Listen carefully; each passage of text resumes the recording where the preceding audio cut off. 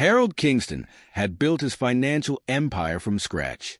No silver spoon, no shortcuts, just decades of grit, strategy, and an unwavering commitment to doing things the right way. From a college student with big dreams and a pocket full of rejection letters to leading one of the fastest-growing banks in the country, Harold's journey was nothing short of extraordinary. His decisions shaped the lives of thousands, customers, employees, and shareholders. But recently, something had been gnawing at him. Kingston had always prided himself on running a business built on integrity. However, in recent months, murmurs began to reach his ears. Complaints, subtle at first then louder, of customers being dismissed, ignored, or subtly pushed away. Something didn't sit right.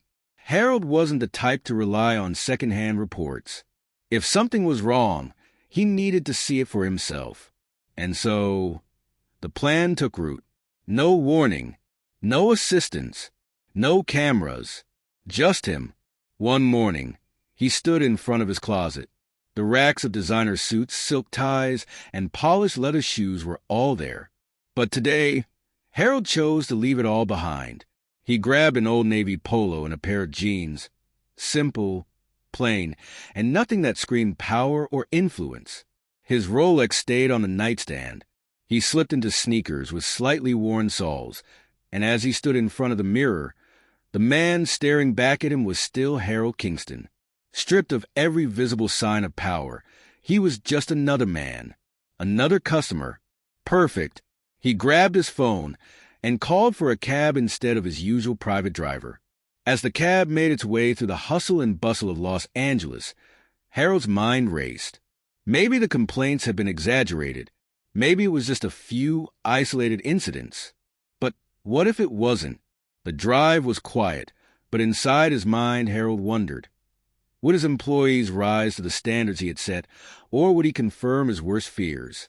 The cab pulled up to one of his bank branches. A sleek, modern space nestled between a high-end coffee shop and an insurance office. Designed to feel approachable yet professional, the branch seemed like the perfect place to observe how things really operated. Harold paid the driver, stepped out, and took a deep breath. One step forward, then another. As he pushed through the glass doors, the truth hit him faster than he was prepared for. The scent of freshly printed receipts and faint traces of cleaning solution filled the air. The bank wasn't busy. Just a few scattered customers, some seated, some standing in line. The walls were lined with promotional posters for investment plans, mortgage offers, and financial services. Harold took a few steps forward and paused. Not a single employee acknowledged him. At first, he thought he was imagining it. He glanced at the receptionist, a middle-aged woman tapping away at her keyboard, her reading glasses perched on her nose. He waited for a nod, a smile, "Can I help you?" Anything. Nothing. Then, just behind him, a man in a tailored suit walked in. Immediately, the receptionist's demeanor shifted. She straightened, smiled, and greeted him with, "Good morning, sir. How can we assist you today?" Harold watched as the man was directed to a teller. Almost immediately, he clenched his jaw, but forced himself to stay calm. Maybe it was a fluke. So, he stepped up to the counter where a young teller was finishing up with a customer. He waited patiently, hands in his pockets, glancing at the others in line. A well-dressed couple at the next window was being met with full attention. Smiles, nods, detailed explanations. Then it was his turn. The teller, a woman in her late 20s with perfectly curled hair, barely glanced at him. "What do you need?" she asked in a flat, disinterested tone. Harold gave her a polite smile. "I'd like to open a new high-value account." She sighed, as if he had just asked her to do something unbearable. "You need an appointment for that," she said, without even looking up. Harold frowned. "I checked your website before coming. It said walk-ins are welcome for new accounts." She barely looked at him. "Yeah, well, not for those kinds of accounts." He glanced over at another customer, another well-dressed man, who was receiving full attention from the next teller. The teller walked him through account options, offering brochures, even offering coffee. Harold turned back to his teller. So, just to be clear, if I looked different, dressed different, you'd be treating me differently right now. The teller blinked, her expression tightening. That's not what I said. Harold tilted his head. But it's what you're doing. She exhaled sharply, clearly irritated. Look, sir, maybe another branch would be a better fit for what you're looking for. Harold's fingers curled into his palms, but he wasn't done testing how deep this went. He took a breath and decided to play along. All right, he said, keeping his voice calm. Maybe I just need some information first. Can you tell me about your business account options? The teller glanced at the line forming behind him and sighed again. Without a word, she reached under the counter, pulled out a crumpled brochure, and slid it across the desk. No explanation, no offer to walk him through the details. Harold picked up the brochure, flipping through it. He already knew every word printed on it, but that wasn't the point. Across the room, an older man in a blazer approached another teller and asked the same question. The response was enthusiastic, welcoming. The teller leaned forward, explained different account types, even cracked a joke to make the process feel lighter. Harold looked down at the crumpled brochure in his hand. Is there someone I can speak to about account recommendations? He asked. The teller's lips pressed into a thin line.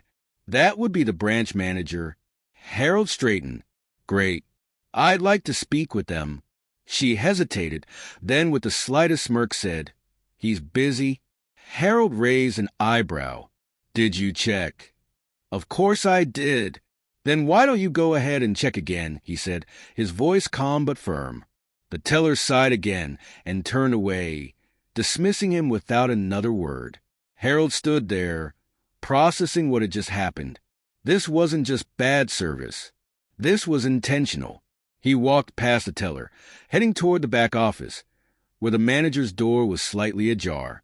Through it, Harold could see the manager, sipping coffee and scrolling through his phone. He knocked lightly on the frame. The manager barely looked up. Can I help you? Yes, Harold replied. I was told I need an appointment to open a high-value account, but I just watched 2 other customers get full service with no issues. The manager's eyes flicked over Harold's plain attire, then back to his phone. His expression shifted into something polite but firm, the kind of smile that said, I'd rather not deal with you right now, sir. If you'd like to apply for an account, I suggest you try one of our other branches, he said smoothly. Harold's brow furrowed. Why would I need to go to another branch when I'm already at one of my own? The manager's expression froze for a moment, and Harold pulled out his executive ID. He slid it across the desk with quiet authority. The room seemed to shrink as the manager's eyes darted between the ID and Harold's face. His throat bobbed as he swallowed hard. And Mr. Kingston, I didn't realize, the manager stammered. Harold leaned in slightly, his voice calm but sharp. Tell me, if I hadn't revealed who I was, how would this have ended? Would you have called security? Would you have escorted me out? Or would I have walked away thinking I wasn't good enough for my own institution? The manager's face paled. The receptionist, who had barely acknowledged Harold earlier, now looked intently at her keyboard. The teller who had dismissed him shifted uncomfortably.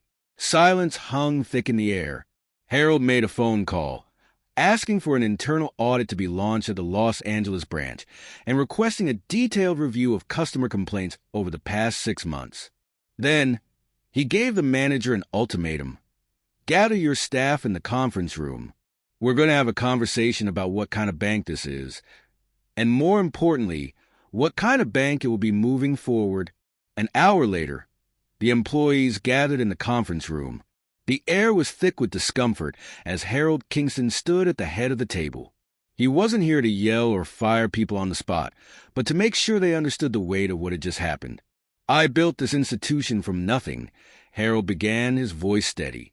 I know what it's like to be dismissed, and the fact that it's happening inside my own bank. This is not who we are.